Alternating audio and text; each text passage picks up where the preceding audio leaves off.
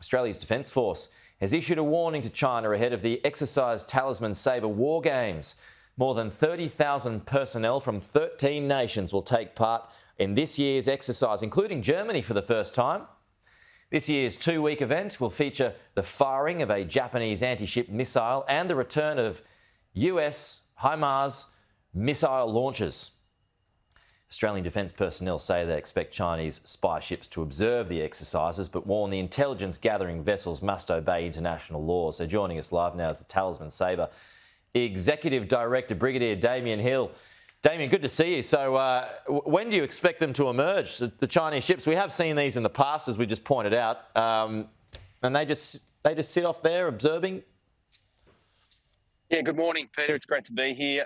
Yes, so in the last two Talisman Sabres, we've had Chinese surveillance ships offshore.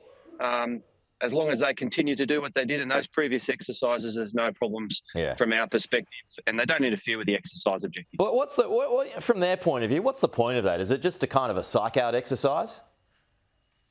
Well, I think 13 nations participating in high-end war-fighting activities such as the exercise Talisman Sabre attracts a lot of interest. There's a lot of new capabilities being undertaken, and I kind of take it as a bit of a badge of pride that they're that interested. Yeah, fair enough. Okay, so what are the sort of exercises? I mean, you've got a lot over that space of time, but what are the key exercises that you're going to be undertaking?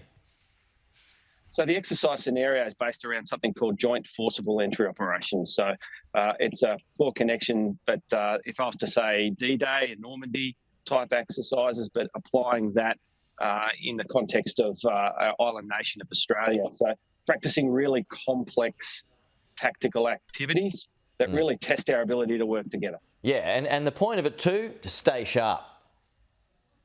Absolutely. This is about rehearsing, assuring and practicing how we do business. It is not an easy thing to do, bringing 13 nations to Australia.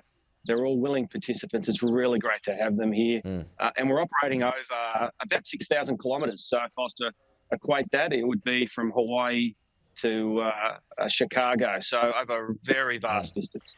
How difficult is it to coordinate? You've got so many nations involved. How difficult is it to coordinate when you've got different nations and different languages involved as well? That is a challenge, but it's a challenge that we embrace. We've been exercising together for many years, just because Talisman Sabre has 13.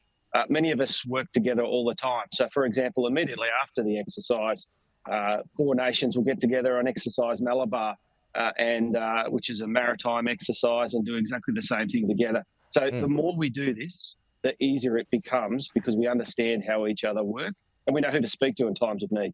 Yeah. Where does everyone stay? Well, it's a spread. A lot of them we under canvas. We've got about 6,000 personnel in Townsville living under canvas.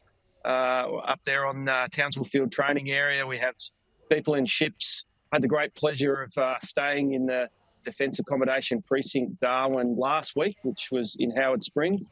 Amazing facility. Means that we're able to complement the tourist season up there in the north and not compete with them. Yeah. Damian, great to have you with us this morning. I love it. I love these military exercises. And yeah, the warning there, badge of honour for the Chinese observation ships. Do your best. Observe away. Thanks, Damian. Talk to you soon.